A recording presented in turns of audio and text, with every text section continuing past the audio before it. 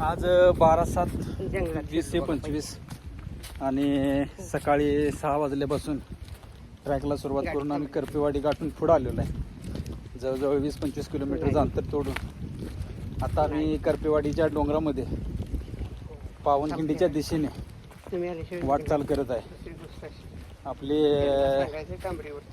ज्या मोहिमेचे सर्वा आणि ज्यांच्या प्रेरणेनं मोहीम यशस्वी होत आलेले आहे, निम्या टप्प्यावर आम्ही यात आलेलो आहे. असे आपले कृष्णात पाटील सर आपल्याशी हितगुज करतील ह्या मोहिमेसंदर्भात. कृष्णाजी बोला. नमस्कार.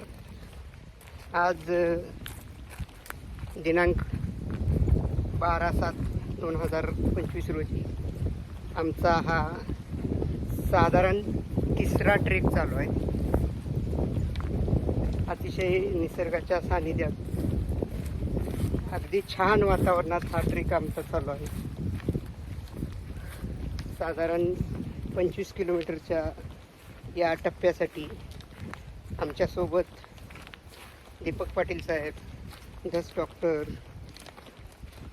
मॅडम असे एकूण 12 ते 13 जणांचा आमचा जथ्था पावनखिंडीच्या दिशेनं कूच करतोय.